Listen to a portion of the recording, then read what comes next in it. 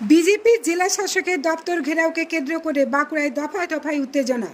Barricade দিয়ে মিছিল আটকানোর চেষ্টা, একাধিক ব্যারিকেড ভেঙে দপ্তরে প্রবেশের চেষ্টা। বিজেপি জেলা শাসকের দপ্তর ঘেরাওকে কেন্দ্র করে তুমুল উত্তেজনা ছড়ালো বাঁকুড়ায়। আজ তিলোত্তমার বিচার চেয়ে সারা রাজ্যের পাশাপাশি বাঁকুড়া জেলাতেও জেলা শাসকের দপ্তর অভিযানের ডাক দেয় বিজেপি।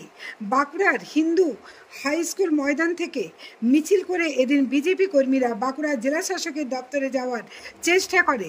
আইজি অফিস থেকে মোড়ে একের পর এক ব্যারিকেড করে মিছিলের পথ অবরোধ করে পুলিশ। দফায় দফায় পুলিশের ব্যারিকেড ভাঙার চেষ্টা করে বিজেপির কর্মীরা।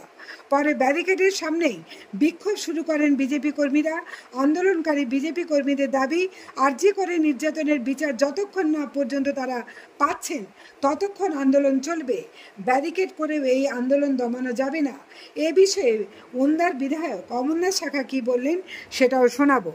আরামবাগ টাইমসের রিপোর্ট।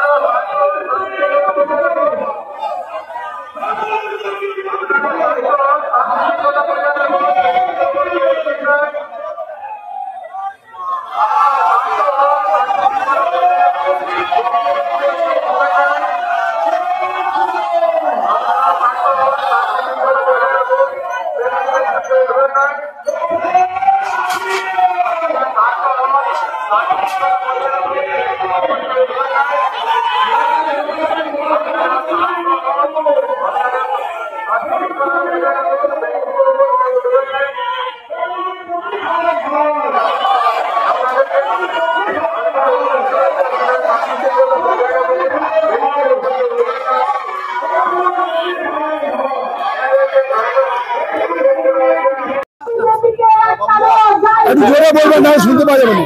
আজকে কি জন্য আমরা এসছি পশ্চিমবাংলায় যে ঘটনা ঘটছে এবং যেখানে সরকার তাদেরকে সমর্থন করছে, তাদের পাশে দাঁড়াচ্ছে, প্রকৃত যে ধর্ষক তাকে গ্রেপ্তার না করে যেভাবে নাটক বাজিয়ে মুখ্যমন্ত্রী করছেন, তার বিরুদ্ধে আজকে সারা পশ্চিমবাংলা ব্যাপী আমাদের ডিএম অফিসের সামনে ধর্ণা অবস্থান কর্মসূচি।